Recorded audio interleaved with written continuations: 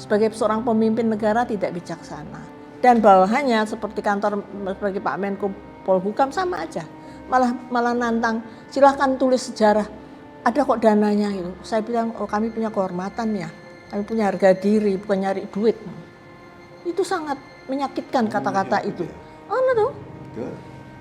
Aku lihat ada ya di TV. Kalau lihat sejarah, lihatlah kenyataannya, udah nggak usah ditulis sejarah. Kenyataannya ada. Ada dananya, coba. Kalau pakai ada dana lagi, apa ini orang? Pak Mahfud MD memang gitu, orangnya suka menurut-menurut gitu. Ya tapi kan.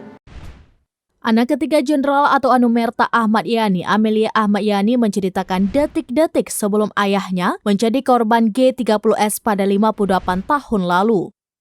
Amelia mengungkapkan pada siang hari sebelum peristiwa G30S PKI meletus, Ahmad Yani menyempatkan diri menghabiskan waktu dengan dirinya dan adik-adiknya. Pada momen tersebut, Amelia mengatakan sang ayah mengajak dirinya dan adik-adiknya untuk ikut bersamanya ke Istana Negara pada 5 Oktober 1965. Seperti diketahui, setiap 5 Oktober adalah peringatan Hari Tentara Indonesia atau TNI. Amelia mengungkapkan Ahmad Yani mengajak anak-anaknya lantaran akan digelar pagelaran pameran Panzer yang baru saja dibelinya dari London. Kemudian setelah mengabarkan hal tersebut, Amelia mengatakan ayahnya pamit untuk bermain golf dan baru pulang ke rumah pada sore harinya. Lalu pada momen yang sama, Amelia tengah bercengkrama dengan taruna yang akan bertugas dalam peringatan Hari TNI. Ketika Ahmad Yani datang, para taruna tersebut pun langsung berdiri dan memberikan hormat kepadanya. Masih di sore yang sama, Amelia mengungkapkan bahwa Ahmad Yani duduk di sebuah meja bar di kediamannya. Lalu di meja tersebut ada botol parfum yang masih ada isinya.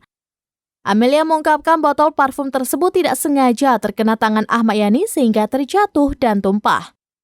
Lalu cairan parfum yang tumpah itu diusapkan ke tangan Ahmad Yani dan diusapkan juga ke baju anak-anaknya. Amelia mengatakan saat mengusapkan parfum tersebut, Ahmad Yani mengatakan sesuatu yang disebutnya sebagai kata-kata terakhir atau wasiat sang ayah sebelum wafat. Amelia juga mengungkapkan bahwa sebelum ayahnya wafat, banyak tamu berdatangan ke rumahnya. Beberapa di antaranya seperti Maijen TNI Basuki Rahmat dan beberapa perwira lainnya. Amelia mengatakan saat ayahnya bertemu dengan Basuki, perwira tinggi TNI itu mengabarkan adanya perusakan gedung Gubernur Jawa Timur oleh Gerakan Wanita Indonesia atau Gerwani.